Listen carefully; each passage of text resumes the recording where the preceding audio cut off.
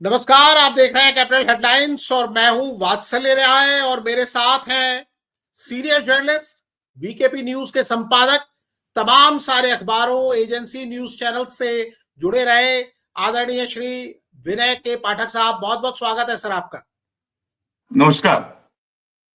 और सर को हमने आज बुलाया है, हालांकि ये दिल्ली से कई सौ किलोमीटर दूर हैं, लेकिन क्योंकि दिल्ली चुनाव की बात हो रही है, नतीजों का ऐलान हो गया है, तो बुलाना लाजमी था। क्योंकि जिस समय कोई भी व्यक्ति ये प्रेडिक्ट करने की स्थिति में नहीं था कि आम आदमी पार्टी चौथी बार सबसे ज्यादा सीटें लेकर नहीं आ रही है दिल्ली में। चौथी बार इसलिए मैं कह रहा हूं कि 2013 में 28 सीटें भले ही आई थी, लेकिन अरविंद केजरीवाल के नेतृत्व में आम आदमी पार्टी सरकार बनाने में कामयाब रही हुई थी। 2015 और 2020 में तो क्लियर मैंडेट मिला था, एक बार 67 सीटें, एक बार 62 सीटें। और जनवरी में जब चुनाव की गहमा गहमी इतनी सक्रियता पर नहीं आई थी, उस समय यह माना जा रहा था कि आम आदमी पार्टी को एज है, आम आदमी पार्टी आगे चल रही है। उस समय श्री विनय के पाठक साहब ने ऐलान किया था, साफ तौर पर ऐलान किया था, और आपके अपने चैनल कैपिटल हेडलाइंस ने इस कहानी को दिखाया था। और इन्होंने एक सर्वे का हवाला देते हुए जानकारी दी थी कि अरविंद केजरीवाल नई दिल्ली में हार रहे हैं। हमने सावधानी बरतते हुए लिखा था कि गिर गए हैं, लेकिन इन्होंने साफ तौर पर बता दिया था। आप सर की तस्वीर देख सकते हैं यहाँ पर, और परवेश वर्मा जिन्होंने हराया है उनके बारे में भी इन्होंने साफ तौर पर ऐलान कर दिया था। आज का दिन जब नतीजों का दिन है और आम आदमी पार्टी हार जाएगी, पहले तो यही विश्वास करना मुश्किल था। आज आप स्थिति देख सकते हैं, भारतीय जनता पार्टी 47-48 सीट जीतती हुई नजर आ रही है। साफ तौर पर ये चुनाव आयोग के आंकड़े हैं, और आम आदमी पार्टी सिर्फ 23 सीटों पर सिमट कर रह गई है। और ये वोटिंग परसेंटेज भी आप देखें तो 54-55% वोट मिला था 2020 में आम आदमी पार्टी को, जो गिरकर 43% हो गया है। और भारतीय जनता पार्टी ने एक जंप लगाया है, आप येलो लकीर देख सकते हैं, लगभग 46-47% वोट भारतीय जनता पार्टी को मिलता दिख रहा है। लेकिन इससे भी बड़ी बात यह है कि आम आदमी पार्टी के सर्वे सर्वा जो नई दिल्ली विधानसभा सीट से रिकॉर्ड मतों से जीतते रहे, अरविंद केजरीवाल साहब, जिन्होंने शीला दीक्षित को 18,000 वोटों से 2013 में हराया था और खाता खोला था। उसके बाद वो 31,000 वोटों से जीते 2015 में, और 21,000 वोटों से जीते 2020 में। वो भी चुनाव हार गए। और यही ऐलान किया था पाठक साहब ने, विनय पाठक साहब ने, और इनका चैनल भी आप देखते हैं वीकेपी न्यूज, तो आपको अंदाजा होगा कि उस जमाने में बड़ा मुश्किल था। जब 22 जनवरी को इन्होंने हमसे बात की थी और ऐलान किया था कि अरविंद केजरीवाल हारने जा रहे हैं, क्योंकि उस समय भारतीय जनता पार्टी का सही तरीके से प्रचार तक नहीं शुरू हुआ था।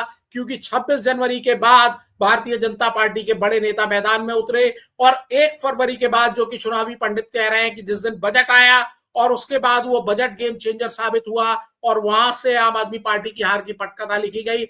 लेकिन ये बात नहीं है। बात वो है जो विनय के पाठक साहब ने, जो सौभाग्य से आज हमारे साथ मौजूद हैं, ऐलान कर दिया था 22 जनवरी को।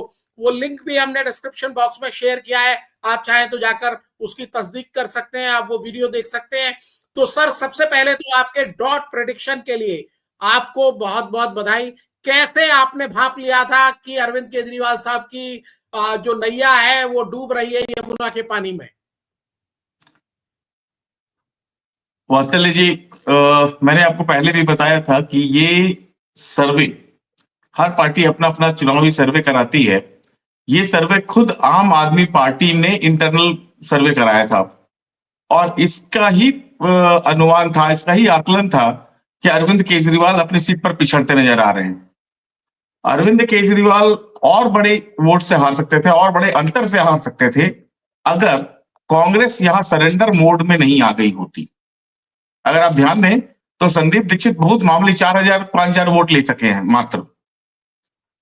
अगर कांग्रेस या थोड़ी भी दमदार तरीके से चुनाव लड़ी होती, या कांग्रेस के बड़े पदाधिकारियों ने यहां ढंग से प्रचार किया होता, तो ये केजरीवाल की हार का अंतर और बढ़ सकता था।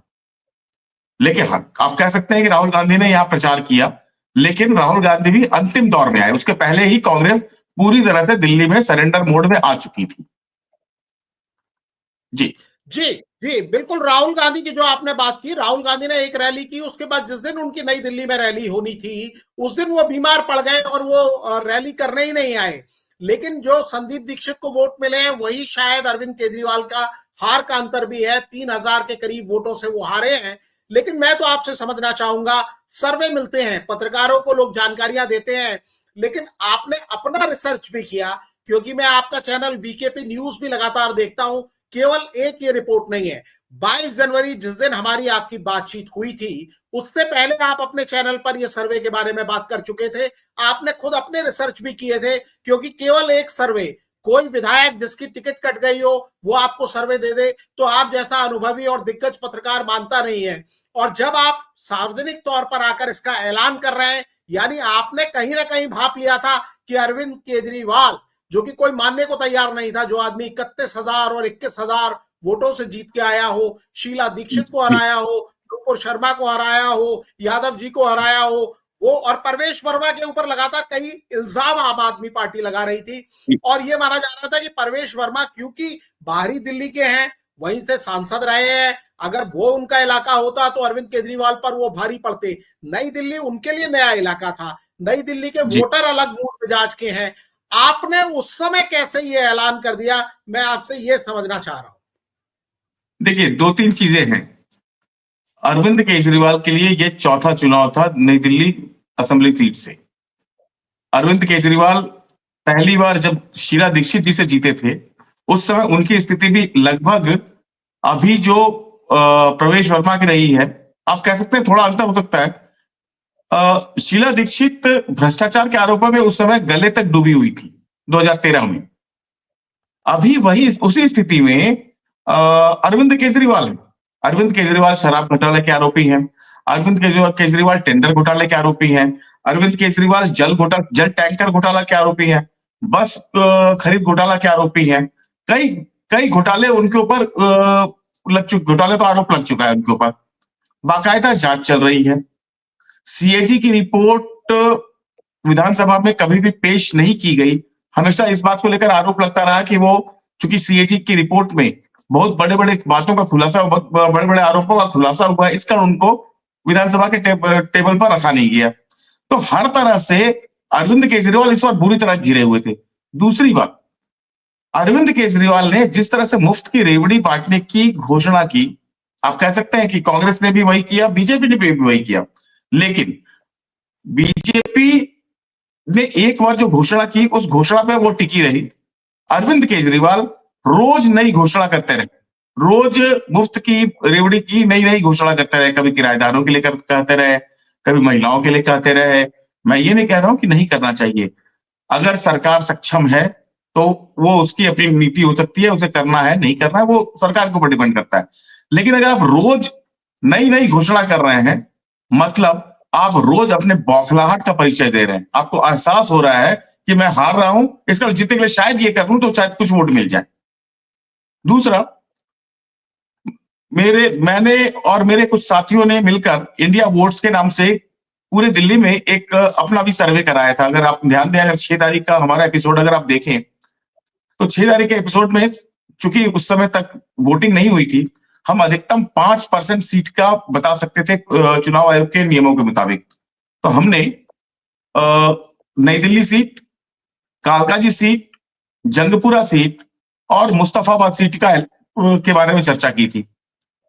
मुझे खुशी है इस बात ये बताते हुए कि उस 6 तारीख के एपिसोड में हमने अरविंद केजरीवाल जी के हार की बात कही थी, संभावना जताई थी, मनीष सिसोदिया के हार की संभावना जताई थी, और मुस्तफाबाद सीट से बीजेपी के जीत की संभावना जताई थी।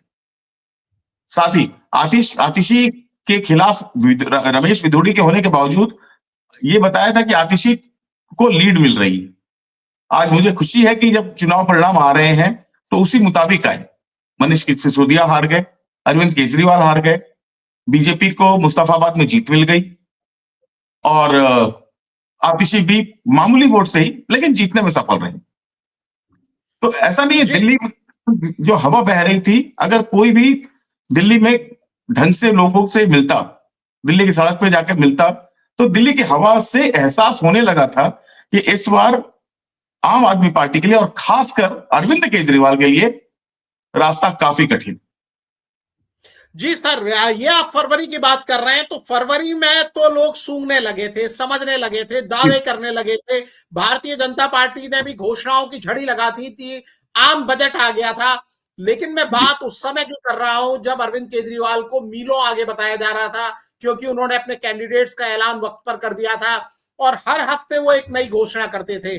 चाहे पुजारी ग्रंथि सम्मान योजना की बात हो, ऑटो वालों का बीमा कराने की बात हो, उनकी बेटियों की शादी में कुछ देने की बात हो, इसके अलावा महिलाओं के लिए चाहे वो 1,000 रुपए महीने और बाद में 21,000 रुपए देने की घोषणा की थी। उस समय जो आपने बात की वो एक बड़ी चीज मेरी नजर में रही, क्योंकि उस समय तो कोई भांप नहीं सकता था आम आदमी पार्टी कमजोर हो रही है, ये लोग कह रहे थे। लेकिन अरविंद केजरीवाल हार रहे हैं, मनीष सिसोदिया हार रहे हैं, ओझा साहब हार रहे हैं, ऐसा ऐलान करना, ऑन रिकॉर्ड आकर करना, ये एक बड़ी चीज मुझे नजर आई जो आज मैं परिणाम देख रहा था। क्योंकि मुझे उतना यकीन नहीं था जिस तरह का आपने जिस भरोसे और जिस विश्वास के साथ बात की थी। मैं आपको बताऊं कि नई दिल्ली सीट पर विशेष रूप से मेरी नजर थी।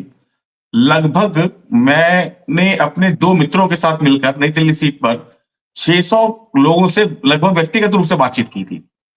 आप एक चीज का ध्यान दें, अगर कोई भी कैमरामैन और माइक लेकर के अगर किसी से बात करता है तो आज की जनता बड़ी सतर्क हो गई है, बहुत संभल कर गोलमोल जवाब देती है। लेकिन जब आप बिना कैमरा के और बिना माइक के बात करते हैं, जब उसे वोटर को लगता है कि अनौपचारिक बात हो रही है, तो वो खुलकर अपने दिल की बात कहता है। और जब दिल की बात लोगों के सामने आई तो उसका विश्लेषण यही था कि अरविंद केजरीवाल नहीं आने वाले। उस समय ठीक है, आप सही कह रहे हैं कि बीजेपी ने भी अपना चुनाव प्रचार ढंग से शुरू नहीं किया था। कांग्रेस तो चुनाव प्रचार के मामले में बहुत पीछे थी उस समय। और अरविंद केजरीवाल, अगर आपको ध्यान हो तो शुरू से नई दिल्ली सीट की वाल्मीकि मंदिर में जाकर के उनका नियमित जाना हो गया था। वाल्मीकि बस्ती में नियमित जा रहे थे, घर घर जा रहे थे। और इस बार अपनी कंस्टिट्यूंसी में जितना उन्होंने प्रचार इस बार किया उतना कभी पहले नहीं किया था, पहले के 3 चुनाव में भी। तो ये उनकी घबराहट, उनकी हताशा भी दिखा रहा था। और लोगों के अंदर की जो बात निकल करके आ रही थी वो साफ साफ बता रही थी कि इस बार अरविंद केजरीवाल बहुत बुरी स्थिति में फंसे हुए हैं और करिश्मा ही होता अगर अरविंद केजरीवाल जीत जाते। ये मुझे लगता है। जी, मैं आपसे एक चीज और समझना चाहूंगा सर, कि आपने जो भविष्यवाणी की थी वो सही निकली, अरविंद केजरीवाल हार गए। जब आपकी सरकार होती है, जब आप सत्ता में होते हैं, आपके पास लोगों को कुछ देने का मौका होता है, लोक लुभावन घोषणा आप कर सकते हैं, लोगों को ऐसी चीजें दे सकते हैं जिससे आपका फायदा हो। आज की तारीख में वो हार गए। उनके ऊपर कई तरह के आरोप भी हैं। अन्ना हजारे खुद नेशनल टेलीविजन पर आकर अरविंद केजरीवाल को काफी कुछ सुना रहे हैं, उनकी शिकायतें कर रहे हैं। उनके कई पुराने साथी उनके खिलाफ हैं, बड़े मुखर होकर बोल रहे हैं। यहां से अरविंद केजरीवाल के लिए भविष्य की आप क्या राह देखते हैं? क्योंकि दिल्ली में इनको अपना संगठन बचाना है। कई लोग कह रहे हैं कि पंजाब में भी जमीन इनके पैरों के नीचे से सरकने वाली है। आप एक अनुभवी व्यक्ति होने के नाते, जिसने लगातार अन्ना आंदोलन से लेकर अब तक केजरीवाल को देखा है, आप क्या इनके भविष्य के बारे में देख रहे हैं? देखिए, आम आदमी पार्टी का जब से गठन हुआ है, अरविंद केजरीवाल हमेशा वन मैन शो में काम करते रहे हैं। उनके समकक्ष भी आने की जिसने भी कोशिश की, अरविंद केजरीवाल उनको कैसे भी ये इनके प्रकारण बाहर करते रहे हैं। उनके साथ जिन लोगों के साथ मिलकर उन्होंने आम आदमी पार्टी का गठन किया, आज उसमें से 1-2 वरिष्ठ नेताओं को छोड़ के बाकी सारे बाहर हो चुके हैं। 1-2 जो उनके साथ हैं, गोपाल राय हैं, मनीष सिसोदिया हैं, वो ऐसे लोग हैं जिनका अरविंद केजरीवाल के बिना स्वतंत्र अस्तित्व कभी नहीं था, न था न है। ऐसे में पार्टी का जो कार्यकर्ता है उसको भी अब ये समझ में आने लगा है कि ये पार्टी सिर्फ एक व्यक्तिनिष्ठ हो गई है, और वही व्यक्ति जब चुनाव हारा है तो इसका असर पंजाब में भी निश्चित रूप से पड़ने वाला है। आपको अगर ध्यान हो, 2 महीने पहले ही भगवंत सिंह मान से एक पत्रकार ने जब पूछा कि क्या आप दिल्ली के निर्देशों पर चलते हैं, तो उन्होंने सीधा सीधा कहा था कि नहीं, दिल्ली से हम सलाह जरूर लेते हैं, काम हम अपना करते हैं। और खबरें ये भी हैं कि भगवंत सिंह मान इधर पिछले कुछ दिनों से अंदर खाने में केजरीवाल से नाराज चल रहे हैं, वो केजरीवाल का दबाव बर्दाश्त करने के पक्ष में नहीं है। ऐसी बातें चर्चा चल रही है।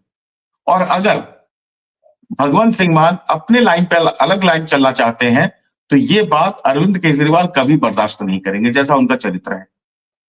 और अगर ये अहम का टकराव हुआ तो दिल्ली यूनिट और पंजाब यूनिट आम आदमी पार्टी की अलग अलग भी हो सकती है।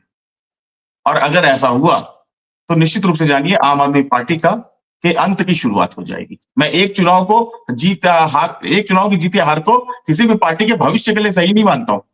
हाँ, चुनाव में जीत हार होती है, लेकिन आम आदमी पार्टी की जो स्थिति है उसमें ये हार उसके अंत की शुरुआत भी हो सकती है। जी सर, ये तो आपने आम आदमी पार्टी के भविष्य के बारे में बात की, लेकिन आज की तारीख में लोग जानना चाहते हैं कि भारतीय जनता पार्टी का दिल्ली में क्या भविष्य होगा। 27 साल के बाद भारतीय जनता पार्टी ने वापसी की है। उम्मीद कुछ लोगों को थी तो बहुत से लोगों को उम्मीद नहीं भी थी।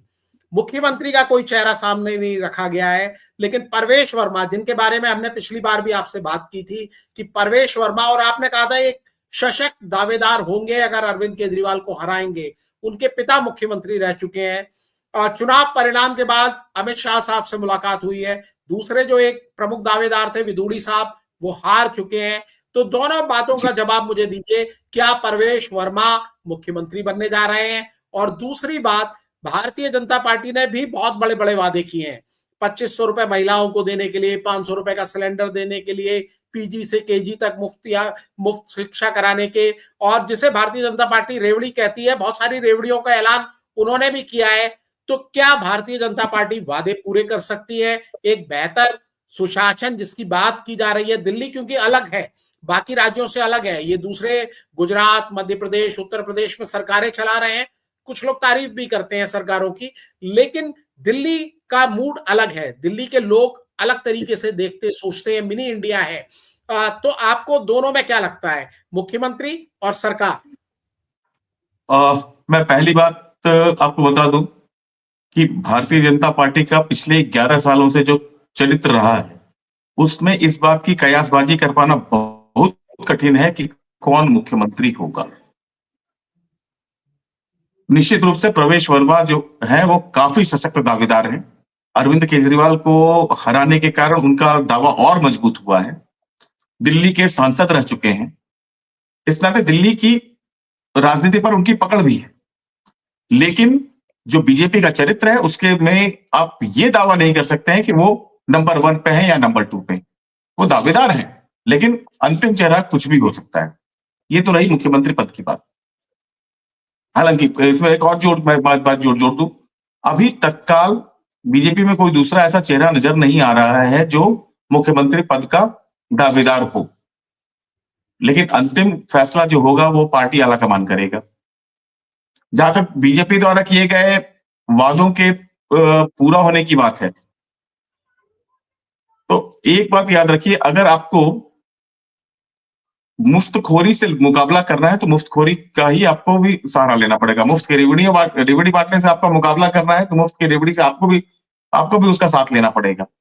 ये मजबूरी हो गई है। ये भारतीय राजनीति एक जिस दिशा में चल पड़ी है ये बहुत ही गलत दिशा है, लेकिन मजबूरी ये है कि अगर आप मुफ्त की रेवड़ी की बात नहीं करेंगे तो आप बाहर हो जाएंगे।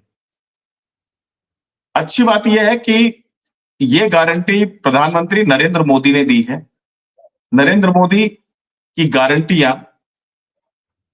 कमोबेश अभी तक पूरी होती रही। उसके कारण देश के खजाने पर कितना असर पड़ा है वो अलग का विषय।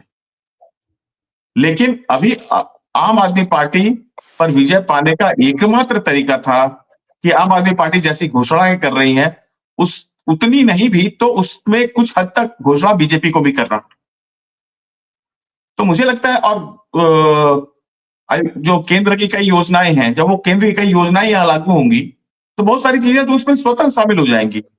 इसलिए मुझे नहीं लगता कि बहुत अधिक परेशानी होगी बीजेपी को अपने वादों को पूरा करने में। ऐसा मेरा आकलन है। जी सर, और आपका आकलन तो हमने देखा, हमारे कैपिटल हेडलाइंस को देखने वालों ने देखा कि आपका आकलन तो बिल्कुल डॉट साबित हुआ है, कम से कम नई दिल्ली का जहां तक मामला है। और मैं अपने देखने वालों को कहूंगा कि सर का अपना चैनल है वीकेपी न्यूज, जिसमें दिल्ली को लेकर बहुत डिटेल स्टोरीज इन्होंने लगातार पूरे चुनाव में की, आगे भी करेंगे। अगर आप समझना चाहते हैं दिल्ली की राजनीति को तो सर का चैनल जाकर जरूर देखें, वीकेपी न्यूज जरूर देखें, जहां उन्होंने तमाम प्रेडिक्शंस पहले ही कर दिए थे, जो नतीजे आपके सामने आ जा रहे हैं। हालांकि एक बात की और खुशी है सर कि इस बार एग्जिट पोल वालों की दुकानें चलती रहेंगी, क्योंकि ज्यादातर एग्जिट पोल ने जो प्रेडिक्शन किया था लोकसभा चुनाव के बाद से ही लोग एग्जिट पोल वालों के पीछे हाथ धो के नहा धो के पड़ गए थे। इस बार उनको भी जरूर राहत इस परिणाम से मिली होगी, क्योंकि कमोबेश जो नतीजे आए हैं एग्जिट पोल में वैसा ही प्रिडिक्ट किया गया था। सर आपने हमें वक्त दिया, पहले भी दिया चुनाव के पहले, और जो आपने भविष्यवाणी की बिल्कुल सही साबित हुई। आज फिर दोबारा आप आए, हमारे साथ जुड़े, आपका बहुत बहुत आभार, धन्यवाद, नमस्कार। नमस्कार, नमस्कार। बात